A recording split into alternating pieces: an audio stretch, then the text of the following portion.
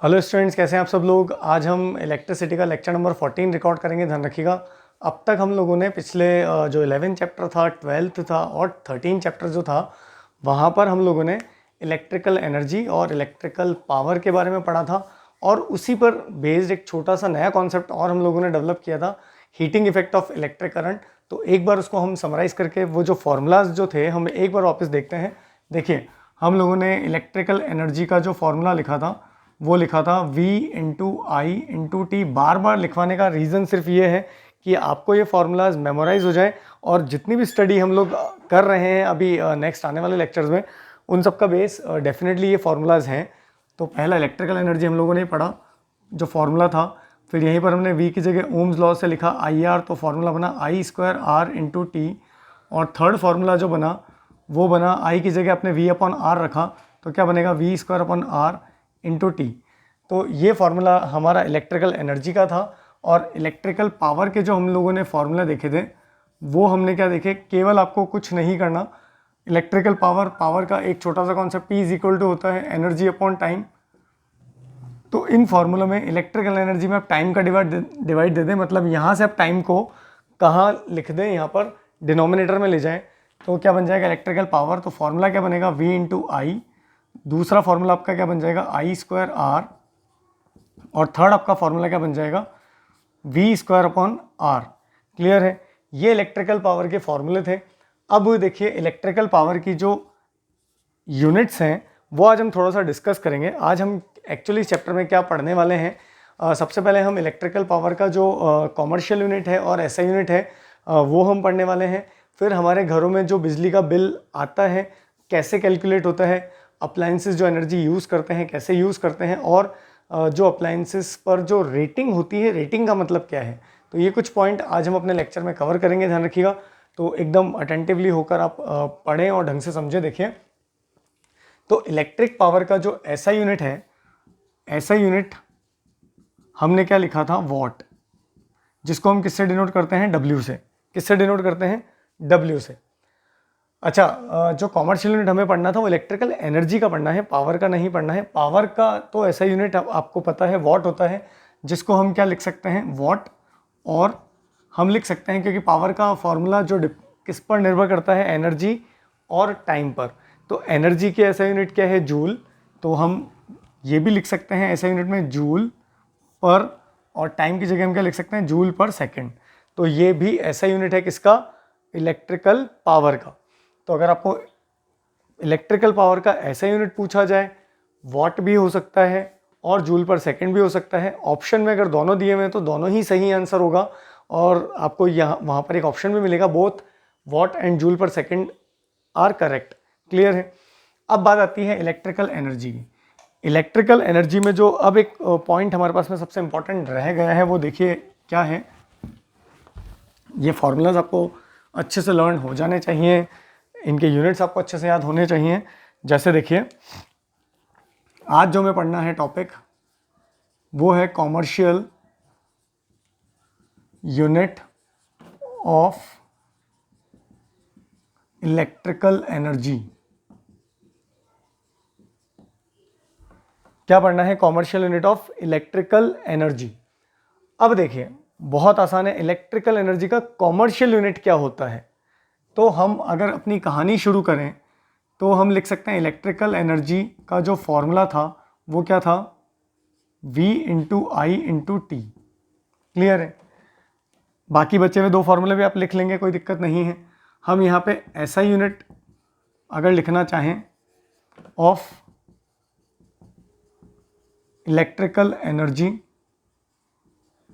तो हम क्या लिख सकते हैं, डेफिनेटली एनर्जी का यूनिट क्या होता है, जूल। तो हम क्या लिखेंगे, जूल। इसमें कोई डाउट नहीं होना चाहिए। अब जो एक खास चीज़ है, हमें पढ़ना है कॉमर्शियल यूनिट। इलेक्ट्रिकल एनर्जी का कॉमर्शियल यूनिट क्या है। कॉमर्शियल यूनिट का मतलब है, अब अभी आपको समझ में आएगा कि हम लोग क्या डिस्कस करना चाहते हैं। तो देखिए, ये पढ़ने से पहले हमें पावर यानी इलेक्ट्रिकल पावर और इलेक्ट्रिकल एनर्जी में भी रिलेशन पता होना चाहिए। हम लिख सकते हैं relation between electrical energy and electrical power. And electrical power. तो देखिए, अगर मैं ये इलेक्ट्रिकल एनर्जी के इस फॉर्मूले पे फोकस करूं, और हमें पता है पावर का फॉर्मूला क्या है, V इंटू आई। क्लियर है? इलेक्ट्रिक पावर का फॉर्मूला क्या है, V इंटू आई। इलेक्ट्रिकल एनर्जी का फॉर्मूला क्या है, V इंटू आई इंटू टी। तो अगर इन दोनों फॉर्मूले को मैं देखूं तो इलेक्ट्रिकल एनर्जी के इस फॉर्मूले के अंदर जो V इंटू आई है, वहां हम क्या लिख सकते हैं, P। इस इक्वेशन से तो हम क्या लिख सकते हैं, electrical energy is equal to electric power into T. Clear है? यहाँ कंफ्यूज मत होगा, ये इलेक्ट्रिकल पावर है और मल्टीप्लाई बाय टी, क्योंकि इस V इंटू आई की जगह हम क्या लिख सकते हैं, पावर, इलेक्ट्रिक पावर। क्लियर है? तो अब देखिए, इलेक्ट्रिकल एनर्जी का अगर यहाँ से ऐसा यूनिट हम लोग डिराइव करें इस इक्वेशन से, या हम लोगों ने हमेशा देखा है जब भी हम लोगों को ऐसा यूनिट निकालनी होती है तो हम लोग ये देखते हैं कि जिस क्वांटिटी की, जिस फिजिकल क्वांटिटी की ऐसा यूनिट आप निकाल रहे हैं उसका फॉर्मूला किन पर बेस्ड है। तो इलेक्ट्रिकल एनर्जी का ये वाला फॉर्म अगर हम देखें तो यहाँ एक तो पावर आ रहा है और एक आ रहा है टाइम। तो पावर का ऐसा यूनिट क्या होता है, वॉट, और टाइम का ऐसा यूनिट क्या होता है, सेकंड। तो हम लिख सकते हैं वॉट इंटू सेकेंड। ये हो गया आपका इलेक्ट्रिकल एनर्जी ऐसा यूनिट। क्लियर है? और बिल्कुल ये ऐसा यूनिट है, आप प्रूफ भी कर सकते हैं। देखिए कैसे, क्योंकि वॉट यहाँ पे लिखा हुआ है तो वॉट को हम क्या लिख सकते हैं, जूल पर सेकेंड। वॉट को हम क्या लिख सकते हैं, जूल पर सेकेंड, इससे पहले मैंने लिखा है। और यहाँ पे एक सेकेंड तो है ही, सेकेंड से सेकेंड कैंसिल आउट हो जाएगा तो वापस क्या मिल जाएगा आपको, जूल। और हमें पता है जूल ही ऐसा यूनिट है किसका, एनर्जी का। तो इलेक्ट्रिकल एनर्जी के जो ऐसा यूनिट जूल है उसको हम वॉट इंटू सेकेंड भी लिख सकते हैं। क्लियर है? यहाँ तक क्या लिख सकते हैं, सेकेंड भी लिख सकते हैं। अब अगर हमको क्या निकालना है, व्हाट इज द टारगेट, हमें निकालना है कॉमर्शियल यूनिट। तो इस कॉमर्शियल यूनिट को निकालने के लिए हम यहाँ फोकस करेंगे वॉट इंटू सेकेंड में। तो देखिएगा, बहुत इंटरेस्टिंग बेहतरीन कॉन्सेप्ट है। देखिए अभी हमने लिखा SI unit of electrical energy क्या है, हमने अभी देखा वॉट इंटू सेकेंड, जिसको हम क्या बोलते हैं, जूल्स भी बोलते हैं, बट हमने हमारे इस फॉर्म को याद रखा है वॉट इंटू सेकेंड। अब टू फाइंड आउट, या फाइंड आउट की जगह आप लिख लें टू डिफाइन कॉमर्शियल यूनिट किसका, ऑफ इलेक्ट्रिक एनर्जी,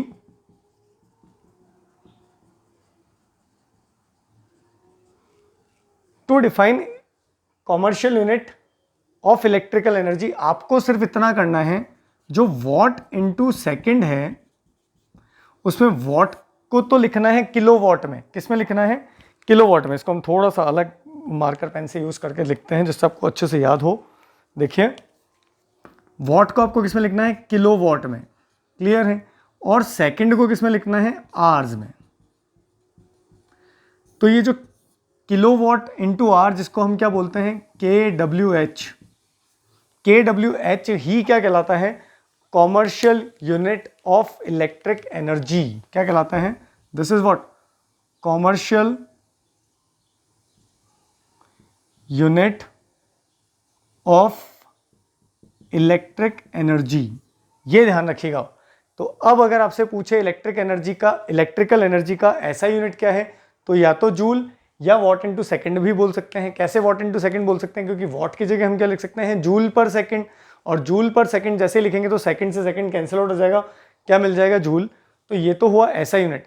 अगर आपको कॉमर्शियल यूनिट निकालना है तो एक छोटा सा चेंज आपको करना है, क्या, वॉट को लिखना है किलो वॉट, और टाइम जो सेकंड हमने, जिसको ऐसा यूनिट में हम सेकंड में कैलकुलेट करते हैं, उसकी जगह आपको क्या लिखना है, आर। क्या लिखना है, R. So this KWH is known as commercial unit of electric energy. Clear है? अब देखिए, तो KWH आप याद रखेंगे, इलेक्ट्रिक एनर्जी का ऐसा यूनिट तो है जूल या वॉट इंटू सेकेंड, और अगर कॉमर्शियल यूनिट की बात करें तो क्या होगा, kilo watt into second.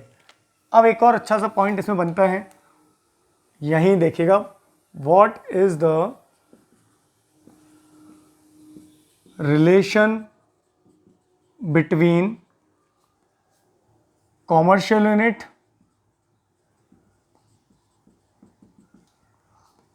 Of electrical energy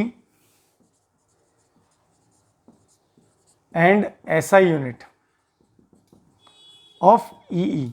अब देखिए, इलेक्ट्रिकल एनर्जी का जो कॉमर्शियल यूनिट है वो तो क्या है, KWH, यानी आपको क्या निकालना है, रिलेशन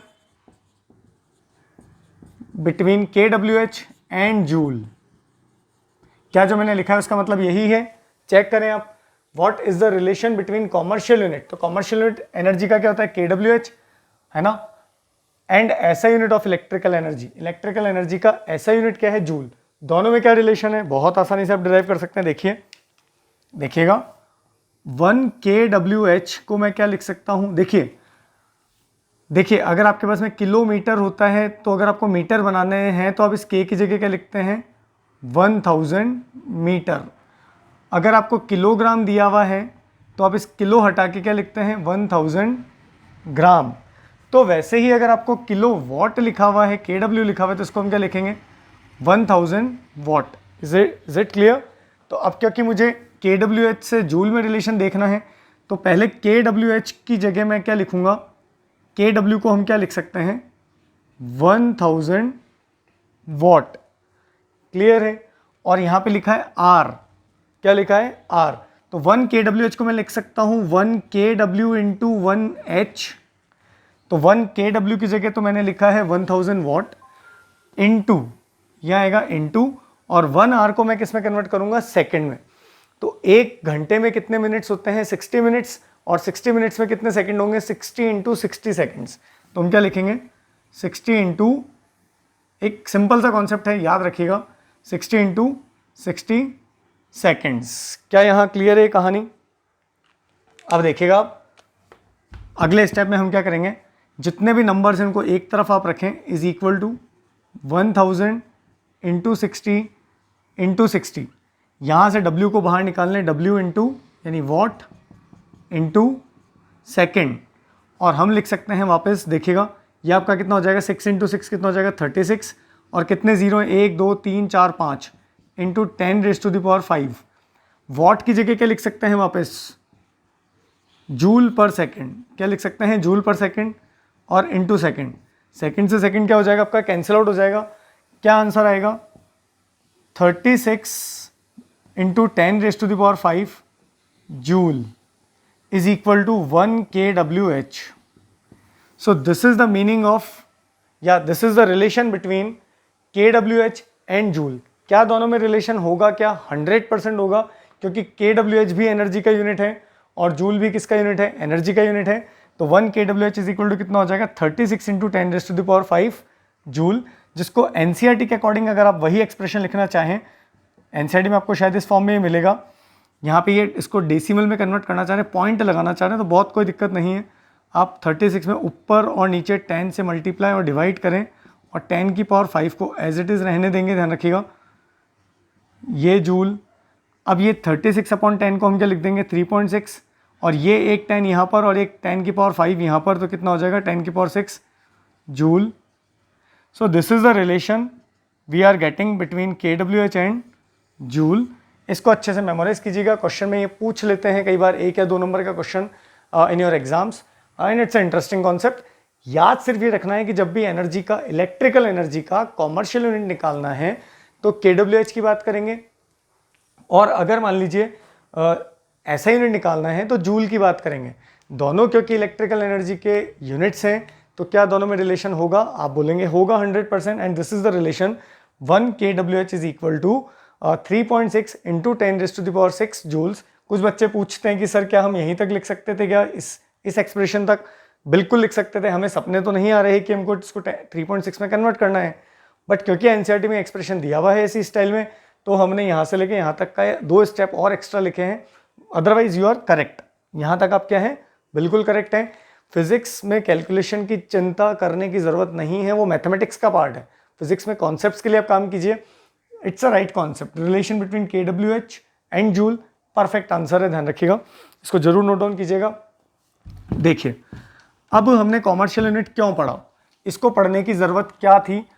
तो देखिए, इसका हम कॉमन लैंग्वेज में जो टर्म यूज़ करेंगे, आप लोगों ने कई बार देखा होगा कि हमारे घर वाले आपको या हम सबको ही, हमारे जो पेरेंट्स हैं वो हर समय कहते हैं कि यार तू एसी ज़्यादा मत चला, या तू किसी इलेक्ट्रिक मोटर को ज़्यादा यूज़ में मत कर, ज़्यादा यूनिट कंज्यूम करेगा। तो वो जो यूनिट कंजम्पशन की बात है, वो इलेक्ट्रिकल एनर्जी के कंजम्पशन की बात हम लोग कर रहे हैं। किसकी बात कर रहे हैं?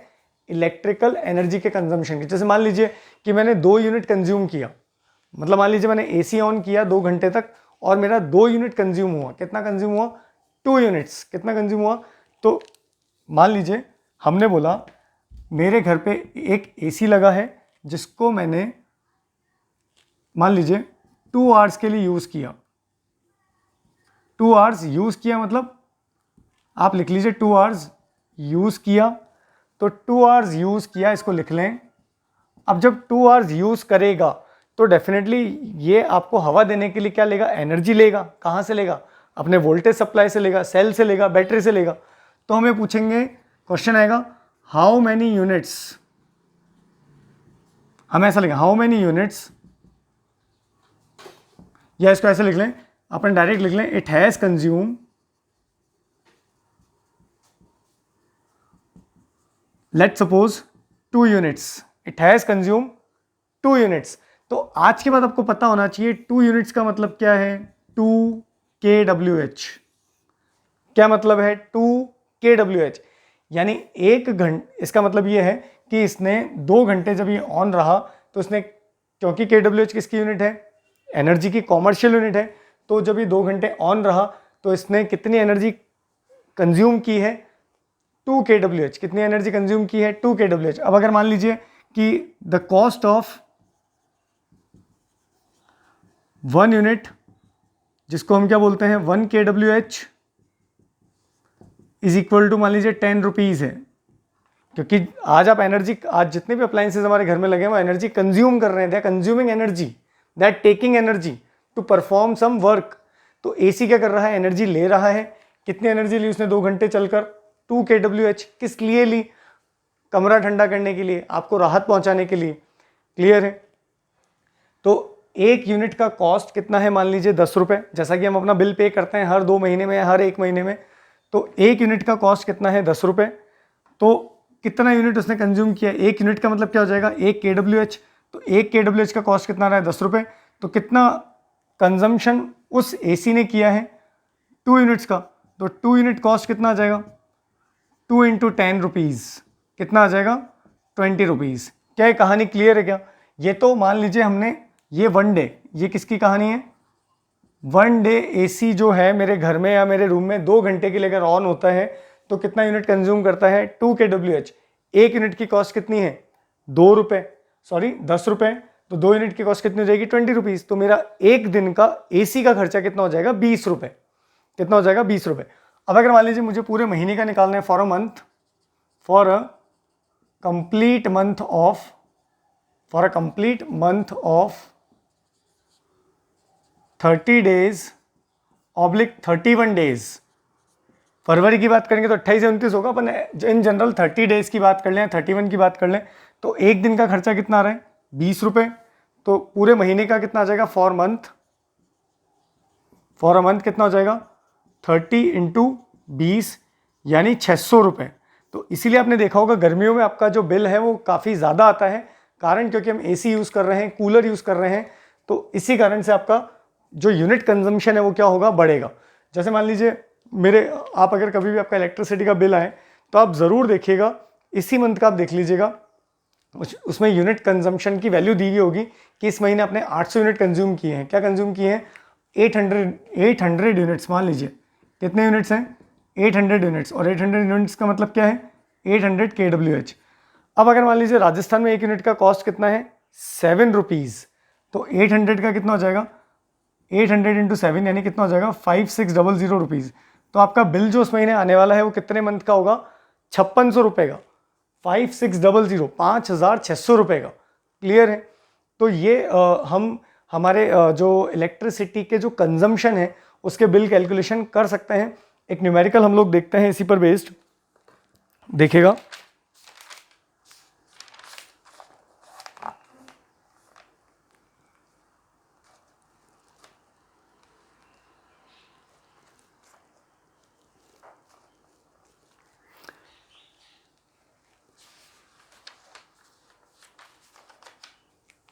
तो चलिए देखिएगा क्वेश्चन हमारे को, जो क्वेश्चन है उसमें क्या लिखा है, एक हीटिंग अप्लायंस है इलेक्ट्रिक गीज़र।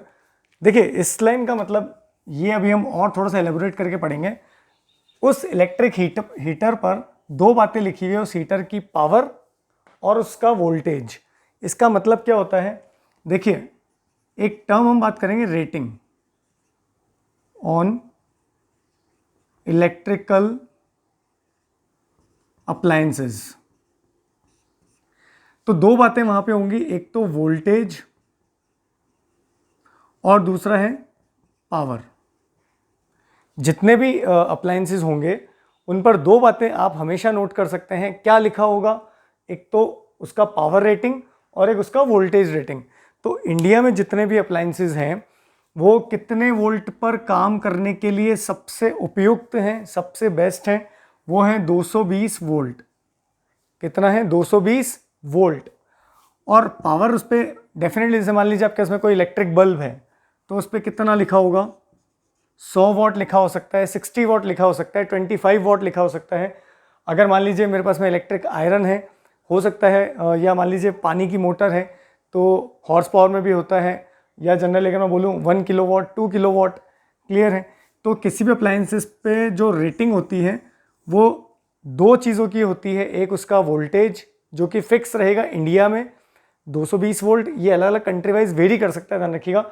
इंडिया में जो वोल्टेज सप्लाई है वो कितने वोल्ट पर है, 220 वोल्ट पर। क्लियर है।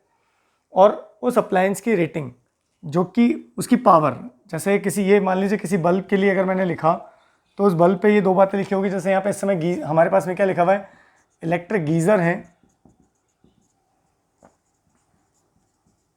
ये एक अप्लायंस है, इसकी रेटिंग में दो बातें लिखी है, एक तो 2000 वॉट और दूसरा लिखा हुआ है 220 वोल्ट। देखिए यहाँ पे ये कॉमन है, इस बल्ब के लिए भी 220 वोल्ट था और यहाँ पे भी 220 वोल्ट है। वेरिएशन कहाँ पर है, पावर में। क्लियर। अब इसका मतलब क्या है, इसका मतलब ये है कि अगर बाहर से फुल फ्लैश 220 वोल्ट की सप्लाई इस बल्ब को मिल रही है तो ये 100 वॉट के बराबर, यानी 100 वॉट का मतलब क्या है, 100 जूल पर सेकेंड। क्या लिख सकते हैं, नहीं लिख सकते हैं। इसकी बात करें तो जिस इलेक्ट्रिक गीज़र को हमने घर में लगा रखा है और अगर उसको पूरा 220 वोल्ट मिल रहा है, क्योंकि कई बार आपने देखा होगा वोल्टेज में फ्लक्चुएशंस भी होते हैं, कमी भी आ सकती है। मैंने बोला अगर प्रॉपरली वोल्टेज सप्लाई कितना है, 220 वोल्ट अगर उसको मिल रहा है तो उसकी पावर रेटिंग कितनी है, 2000 वॉट, जिसका मतलब क्या हो जाएगा, 2000 जूल पर सेकेंड। इसका मतलब एक सेकेंड में वो इस 220 वोल्ट के सोर्स से कितनी एनर्जी खींचेगा, कितनी एनर्जी इस पर डिसिपेट होगी, 2000 जूल। और ये बल्ब कितनी एनर्जी डिसिपेट करवाएगा अपने ऊपर, 100 जूल। ये इसका मतलब है, ये इस रेटिंग का मीनिंग है। तो आप ये अच्छे से समझिएगा। किसी भी अप्लायंस पे दो बातें लिखी होगी, एक उसका P और उसका V, जो कि हमारे लिए हम और काम की चीज़ एक्सट्रैक्ट कर सकते हैं, वो भी देखिएगा। तो हर इलेक्ट्रिक अप्लायंस पर क्या लिखी होती है, उसकी रेटिंग पावर और वोल्टेज के रूप में। तो देखिए अब हमें जो ये क्वेश्चन करना है, ये बीच में एक छोटी सी बात आ गई थी जो कि आपके साथ डिस्कस अच्छा हुआ इस समय हो गई, बाद में हम लोगों को करनी पड़ती, देखिएगा। तो इलेक्ट्रिक गीज़र का अब देखिए यहाँ पर पावर कितना है। अभी हमको क्या निकालना है, हमको निकालना है calculate the monthly bill for running the geyser daily when energy cost. अब देखिए हमको खर्चा निकालना है कि ये कितना एनर्जी कंजम्पशन करता है पूरे महीने में। और कैसे, देखिए तो पावर कितना इलेक्ट्रिकल गीज़र का, 2000 वॉट। क्लियर है। अब जब भी ऐसे क्वेश्चन आपको आ जाए, आप ये ध्यान रखिएगा, तुरंत पावर को आप वॉट की जगह किस में लिखेंगे, किलोवाट में। तो अगर इसको किलोवाट में कन्वर्ट करना है तो आप किसका डिवाइड देंगे, 1000 का, और यहाँ W की जगह क्या लिख देंगे, KW। क्या लिख देंगे, KW। तो ये कितना हो जाएगा, देखिए 30 से कैंसिल आउट हो जाएगा, ये हो जाएगा 2kWh। क्लियर है। अब हमको टाइम भी दिया हुआ है, for the monthly bill for running the geyser daily when energy cost is 4 rupees पर KWH। कितना है? 4 रुपीज़ पर KWH। इसमें आपको शायद हम लोगों ने इस न्यूमेरिकल में टाइम नहीं लिखा है। मान लीजिए 2 घंटे के लिए ऑन होता है। कितने घंटे के लिए होता है? 2 आवर्स डेली। क्योंकि जब भी हमें एनर्जी निकालनी है तो एनर्जी का जो कॉमर्शियल यूनिट है या एनर्जी का फॉर्मूला क्या है? देखिए, हम लोगों ने भी देखा पावर इज इक्वल टू क्या होता है? Energy upon time. तो energy in terms of power क्या हो जाएगा? PT। आप क्या याद रखेंगे? PT याद रखेंगे, आपसे ध्यान रखिएगा। एनर्जी क्या है? Power into time. क्या है? पावर इंटू टाइम, PT, ध्यान रखिएगा। तो P तो आपके इसमें आ गई। टाइम कितना दिया हुआ है पर डे का? 2 आवर्स डेली। 2 आवर्स डेली का ना, पर डे 2 घंटे वो ऑन है। तो इलेक्ट्रिकल एनर्जी का जो कंजम्पशन होगा वो कितना होगा? P इंटू टी के बराबर। P कितना है? 2, ये सॉरी यहाँ पे इसको KW लिखिएगा। P कितना है? 2 KW। और टाइम कितना है? 2 आवर। अब अगर नंबर एक साथ अगर हम लोग लिखें तो कितना हो जाएगा? 4 KWH। इसका मतलब हो जाएगा 4 यूनिट्स। यानी वो जो गीज़र है वो एक दिन में कितना यूनिट कंज्यूम कर रहा है? 4 यूनिट। अब देखिए, एक यूनिट का कॉस्ट कितना है? 4 रुपये। एक यूनिट का कॉस्ट कितना है? 4 रुपये। तो आप इसको यहाँ लिख लें। आगे देखिएगा, हमने देख लिया कि गीज़र जो है पर डे जब 2 घंटे ऑन होता है तो कितना यूनिट कंज्यूम करता है? 4 unit. The cost of 1 unit is equal to कितनी दे रखी है आपको? 4 rupees. So this implies the cost of 4 units कितना हो जाएगा? 4 इंटू 4 रुपीज़। कितना हो जाएगा? 16 रुपीज़। ये हो गया पर डे का खर्चा। ये हो गया पर डे। ये हो जाएगा 1 डे कॉस्ट। इसको आप लिख लें 1 डे कॉस्ट। अब आपको फॉर होल मंथ,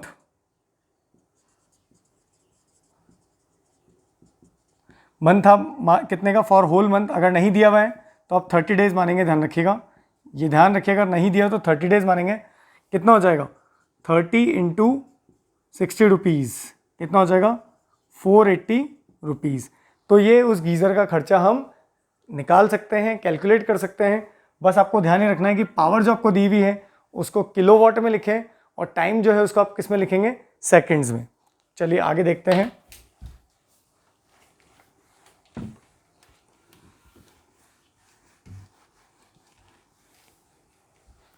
अब देखिए, हम लोगों ने हीटिंग इफेक्ट, ये हमने इलेक्ट्रिकल पावर पर बेस्ड जो एनर्जी निकालने के कॉन्सेप्ट हैं, कॉमर्शियल यूनिट निकालने के कॉन्सेप्ट हैं, वो देखें। बहुत अच्छे से आप लोगों को समझ में आए होंगे। एक और आप चीज़ देखिएगा, heating effect of electric current पर बेस्ड, मतलब इस प्रिंसिपल पर बेस्ड। हम लोगों ने लास्ट देखा था कि heating effect of electric current क्या होता है। Heating effect of electric current को जनरेट करने के लिए आपके पास में जो मटेरियल है वो ऐसा होना चाहिए जिसका रेजिस्टेंस बहुत ज़्यादा हो, रेजिस्टिविटी बहुत ज़्यादा हो, जिससे जितनी भी जो इलेक्ट्रिकल एनर्जी हम सेल से लेंगे वो सारी एनर्जी जब उस अप्लायंस पे जाएगी तो डिसिपेट होकर किस रूप में कन्वर्ट हो जाएगी? हीट के रूप में। किस रूप में कन्वर्ट हो जाएगी? हीट के रूप में। तो हमने फॉर्मूलाज लिखे थे, H इज इक्वल टू, वो इलेक्ट्रिकल एनर्जी के ही फॉर्मूला आपको लिखने हैं, नया कुछ भी नहीं है। V इंटू आई इंटू टी, ये पहला फॉर्मूला लिखा था। दूसरा हमने लिखा था V की जगह अगर हम लिख दें IR ओम्स लॉ से, तो आई स्क्वायर आर इंटू टी हम ही लिख सकते हैं दूसरा फॉर्मूला। ये बड़ा इंपॉर्टेंट है, इसको हम बोलते हैं जूल्स लॉ ऑफ हीटिंग। अच्छा, इसी को हमने सबसे खास क्यों बनाया?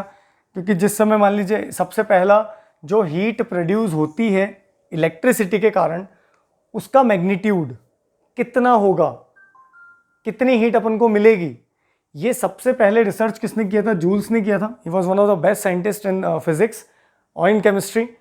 तो उसने ही सबसे पहले देखा और उसने ये डेरिवेशन किया था हीट का, कि हीट आई पर, आर पर और टी पर इस अकॉर्डिंग निर्भर करती है। तो इस फॉर्मूले को हम बड़ा रिस्पेक्ट से याद रखेंगे। इसी को हम क्या बोलते हैं? Joules law of heating. इनकी देखिए इंपॉर्टेंस तो बहुत, सबकी इंपॉर्टेंस है, लेकिन इसको थोड़ा हम अलग से सम्मान देके इसलिए पढ़ते हैं क्योंकि जूल्स ने जब अपने रिसर्च किए थे तो इसी फॉर्मूले के आधार पर उसने कैलकुलेशंस निकाली थी कि हीट का मैग्नीट्यूड कितना प्रोड्यूस हुआ है, किन किन बातों पर निर्भर करता है। इसी इक्वेशन के माध्यम से उसने अपने कॉन्सेप्ट दिए। That is why this equation is very important. और एक और फार्मूला हम यहाँ पे अगर आई की जगह क्या रख दें? V अपॉन आर, तो V square upon R into T. ये थर्ड फार्मूला हम हीट का लिखेंगे डेफिनेटली। देखिए अगर इस इक्वेशन को थोड़ा सा और देखें, क्योंकि थोड़ा सा जूल्स पर बेस्ड क्वेश्चन आपसे बहुत आसान है, वैसे कोई दिक्कत वाली बात नहीं है, पूछे तो कैसे क्वेश्चन बन सकते हैं। अगर इस इक्वेशन को हम ढंग से देखें तो इस इक्वेशन में व्हेन, अगर हमें कंडीशन लिखें when R and T is constant, अगर हमने आर और टी में कांस्टेंट रखें, आर और टी को कांस्टेंट रखें, और हम क्या करें एंड इफ, या इससे अगर हम यहाँ पे कांस्टेंट रख के लिखें तो हम क्या इक्वेशन बना सकते हैं, h इज इक्वल टू, ये अगर कांस्टेंट है तो इन दोनों को मिला के एक नया कांस्टेंट लिख सकते हैं, मान लीजिए k हमने लिख दिया, और इनटू आई स्क्वायर, क्या लिख सकते हैं ऐसा, इसको दे दें आप इक्वेशन नंबर 1, ये 2।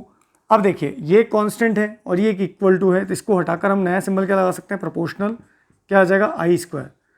तो क्या हमें इंपॉर्टेंट एक कंक्लूजन मिल रहा है कि जब हमारे मटेरियल का रेजिस्टेंस और टाइम कांस्टेंट हो तो प्रोड्यूस होने वाली हीट किस पर निर्भर करेगी, आई के स्क्वायर के डायरेक्टली प्रोपोर्शनल होगी। मतलब अगर आपने आई करंट को डबल किया तो हीट 4 गुना प्रोड्यूस होगी, अगर आपने आई को 4 टाइम किया तो हीट 16 टाइम हो जाएगी। देखिए कैसे, जैसे अगर इसी पर आधारित हमें क्वेश्चन लिख लें, ये बड़ा इंपॉर्टेंट है, ध्यान रखिएगा। देखिए in a conducting wire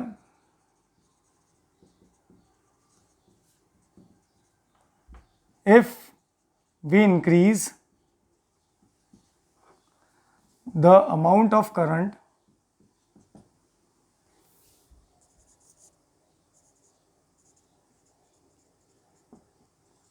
to times, clear है, increase amount of current by 2 times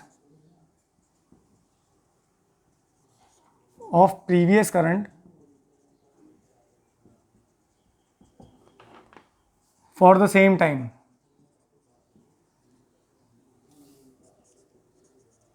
then what will be the relation between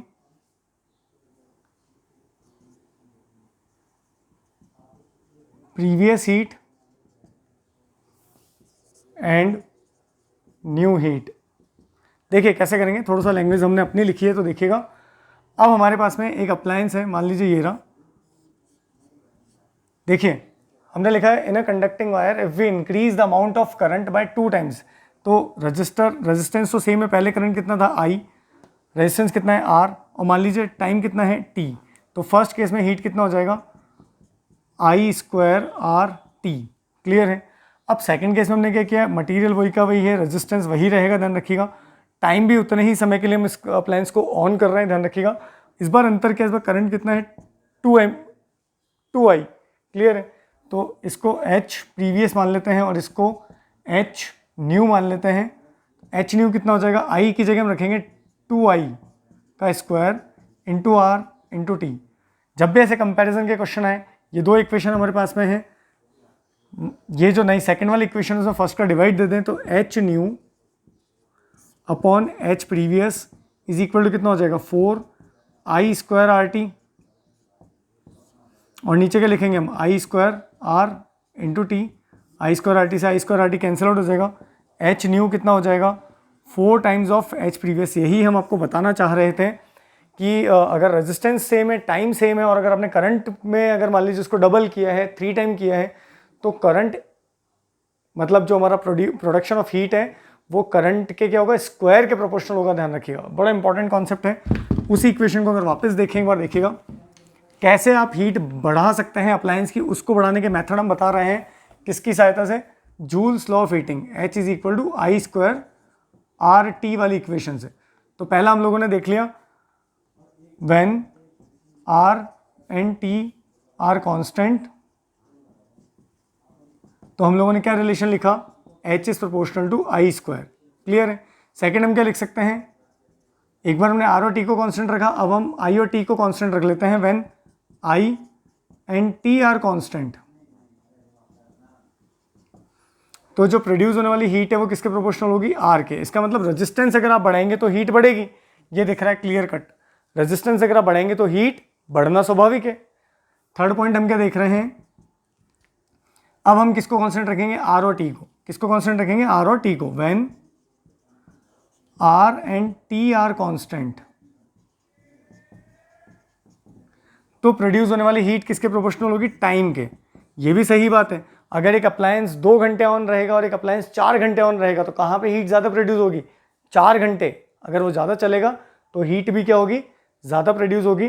तो ये ध्यान रखिएगा, जो प्रोड्यूस होने वाली हीट है अप्लायंसेस में, जूल्स लॉ ऑफ हीटिंग यानी जो H is equal to I square R T वाली जो इक्वेशन है उस पर आधारित कुछ क्वेश्चन जो बन सकते हैं। यहाँ इन कंडीशंस को ध्यान में रखना बहुत ज़रूरी है। जब आर और टी कांस्टेंट है तो आई के प्रोपोर्शनल, जब आई और टी कांस्टेंट है, आई और टी कांस्टेंट है तो आर के प्रोपोर्शनल, जब आर और टी कांस्टेंट है, सॉरी आर और आई कांस्टेंट है, गलत लिखा है हम लोगों ने, आर और आई कांस्टेंट है तो किसके प्रोपोर्शनल है, टी के। ये आप याद रखेंगे, ध्यान रखिएगा। तो अब हम लोग अभी तक क्या क्या पढ़ चुके हैं देखिए। हम लोगों ने एक बार समरी अगर हम लगाएं, रिलेशन हम लोगों ने पढ़ा, relation between electric energy and electric power. हम लोगों ने क्या पढ़ा, electrical energy is equal to P T, ये याद रखिएगा। फिर हम लोगों ने क्या पढ़ा, चेकलिस्ट बना लेते हैं, ये हम लोग पढ़ चुके हैं। फिर हम लोगों ने पढ़ा commercial unit of electrical energy जो कि क्या होती है, KWH, ये हम लोग पढ़ चुके हैं। फिर थर्ड हम लोगों ने पढ़ा रिलेशन बिटवीन कॉमर्शियल यूनिट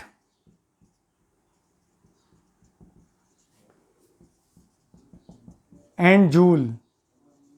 क्या पढ़ा हम लोगों ने, 1 जूल 1 KWH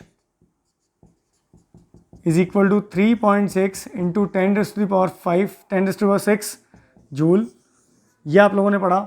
फिर आप लोगों ने हाउ टू कैलकुलेट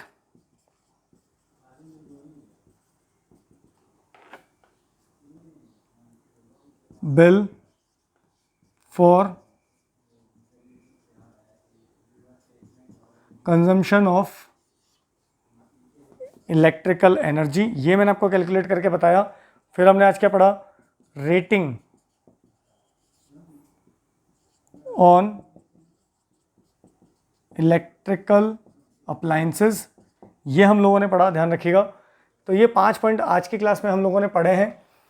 मैं उम्मीद करता हूँ कि आपको ये बहुत अच्छे से समझ में आए होंगे। एक टॉपिक जो हमारा लास्ट बचा है वो ये है electrical appliances based on, last जो टॉपिक हम पढ़ेंगे अगले लेक्चर में, electrical appliances based on heating effect of electric current. मैं आपको बता देता हूँ हम क्या इसमें पढ़ने वाले हैं। 3 चीज़ें हम पढ़ेंगे। एक तो हम पढ़ेंगे जैसे मान लीजिए आपका इलेक्ट्रिक आयरन, क्लियर है, इलेक्ट्रिक गीज़र और भी जो भी इलेक्ट्रिक केटली वगैरह जो भी है, ये सब सारे एक साथ आएंगे, ध्यान रखिएगा। दूसरा आएगा अलग से जिसे हम पढ़ेंगे इलेक्ट्रिक बल्ब, और थर्ड जो इम्पोर्टेंट है इलेक्ट्रिक फ्यूज। ये इंपॉर्टेंट है। देखिए ये जितने भी अप्लायंसेस हम लोगों ने लिखे हैं ये सारे किस पर बेस्ड हैं, इनका प्रिंसिपल क्या है, किस सिद्धांत पे काम करते हैं, तो देखिएगा ये सारे बेस्ड हैं heating effect of electric current. चलिए वैसे हम चाहें तो उसको आज भी 5-10 मिनट एक बार ब्रीफ में अच्छे से समझ सकते हैं। देखिए कर लेते हैं। देखिएगा heating effect of electric current पर बेस्ड है, सारे किस पे आधारित है, heating effect of electric current पे बेस्ड है। और ध्यान रखिएगा heating effect of electric current पे बेस्ड हैं तो इन सब के रेजिस्टेंस या रेजिस्टिविटी क्या होंगे, डेफिनेटली हाई। क्या होंगे, तो एक चीज़ सबकी कॉमन है, electric iron, electric geyser, resistivity resistance क्या होगा, बहुत ज़्यादा हाई। इलेक्ट्रिक बल्ब रेजिस्टिविटी क्या होगी, बहुत ज़्यादा हाई। इलेक्ट्रिकल फ्यूज़ रेजिस्टिविटी क्या होगी, बहुत ज़्यादा हाई। ये बिल्कुल कॉमन है, लेकिन और कुछ छोटे छोटे अंतर हैं। एक ही प्रिंसिपल पे काम करने के बावजूद आपको अलग अलग आउटपुट देंगे, ध्यान रखिएगा। तो एक आप जो चीज़ समझने वाली है वो ये है कि जितने भी इलेक्ट्रिक अप्लायंस हैं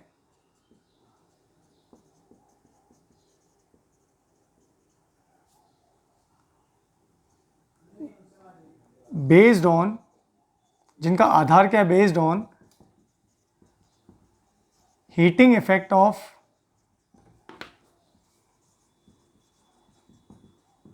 electric current,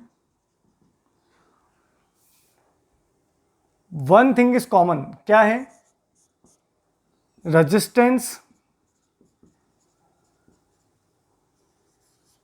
of the material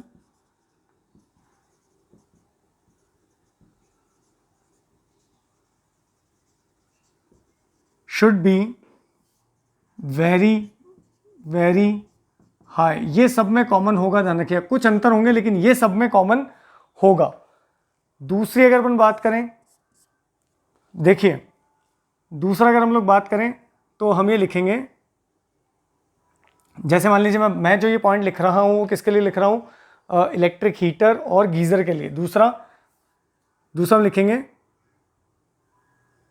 material, the melting point, ऐसे लिखिएगा, the melting point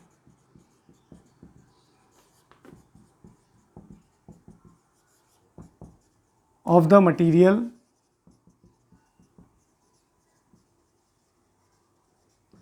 should be very high. अच्छा, ये बड़ा कॉमन सा पॉइंट है, इसका लॉजिक आपको समझ में भी आ गया होगा। ऐसा क्यों?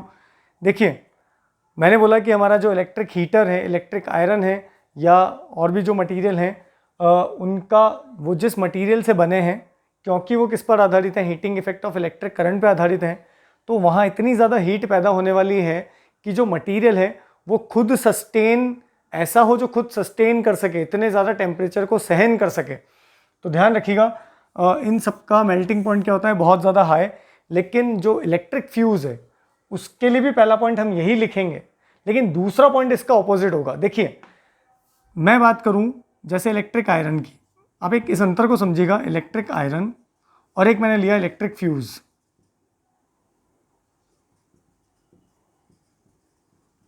हमको ये देखना होगा कि दोनों का यूज़ क्या है। देखिए, दोनों का रेजिस्टेंस क्या है, यहां हम लिख लेते हैं रेजिस्टेंस क्या है, वेरी हाई। इसका भी क्या है, वेरी हाई। नेक्स्ट आता है melting point. Melting point very high, but इसका है वेरी लो। अब ये अंतर क्यों हुआ, इसके पीछे जब आप फ्यूज का कॉन्सेप्ट पढ़ेंगे तो आपको ये क्लियर हो जाएगा। ध्यान रखिएगा, अभी आप सिर्फ इतना से याद रख लें कि जो इलेक्ट्रिक आयरन है, या हमारा जो गीज़र है, या मान लीजिए हमारा जो बल्ब है, उनमें जो मटेरियल लगा है उनका रेजिस्टेंस क्या बहुत ज़्यादा है, वो डेफिनेटली होगा क्योंकि heating effect of electric current पे आधारित है। और दूसरा पॉइंट, मेल्टिंग पॉइंट भी क्या होगा, बहुत ज़्यादा हाई। थर्ड पॉइंट क्या है, इसका लो क्यों होगा, वो हम जब फ्यूज़ पढ़ेंगे तो आपको ये क्लियर हो जाएगा। ध्यान रखिएगा, फ्यूज़ को अलग से पढ़ेंगे, इसलिए हम थर्ड पॉइंट क्या है,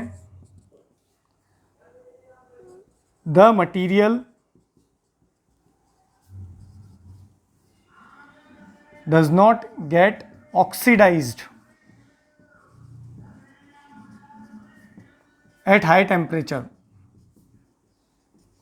ये भी बहुत इंपॉर्टेंट पॉइंट है। आप जिस मटेरियल का यूज कर रहे हो heating effect of electric current को जनरेट करने के लिए, वहां पर बहुत ज़्यादा टेम्परेचर होने वाला है, ये बात तय है।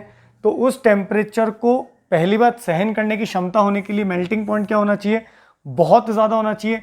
कितना ज़्यादा होना चाहिए, लगभग 1000 डिग्री सेंटीग्रेड, इतना मेल्टिंग पॉइंट कि इतना टेम्परेचर हो जाए तो भी वो ब्रेक ना हो, क्योंकि अगर सर्किट ब्रेक हो गया तो करंट आना बंद हो जाएगा। और दूसरा, material does not get oxidise. Oxidise का मतलब क्या है, बहुत ज़्यादा टेम्परेचर पर जो मटेरियल है वो ऑक्सीडाइज हो सकता है। इसीलिए हम क्या करते हैं, उसकी कैपेसिटी इतनी ज़्यादा अच्छी होनी चाहिए कि वो इतना टेम्परेचर सहन कर सके और ऑक्सीडाइज ना हो। और लास्ट है लेस थर्मल एक्सपेंशन। अभी थर्मल एक्सपेंशन क्या चीज़ है, जो मटेरियल हम यूज़ कर रहे हैं heating effect of electric current में, वो ऐसा होना चाहिए कि वो इतनी ज़्यादा हीट पाकर कहीं एक्सपेंड ना हो जाए। जैसे गर्मियों में आपने देखा होगा कि जो ट्रेन की पटरियाँ होती हैं वो फैल जाती हैं, एक्सपेंड हो जाती हैं। तो वैसे ही हम जो मटेरियल यूज़ करते हैं किसमें, heating effect of electric current में, वो ऐसा मटेरियल होगा जिसका थर्मल एक्सपेंशन क्या हो, बहुत कम। क्योंकि अगर थर्मल एक्सपेंशन हो गया तो जो कोटिंग है उस मटेरियल के बाहर की वो टूट जाएगी, इंसुलेशन खराब हो जाएगा, तो आग लगने की संभावनाएं होंगी। तो हमारा मटेरियल कैसा होना चाहिए जिसका थर्मल एक्सपेंशन क्या हो, लेस। मैं उम्मीद करता हूँ कि आपको ये चारों पॉइंट समझ में आए होंगे। अगले लेक्चर में हम इसको फिर दोबारा देखेंगे।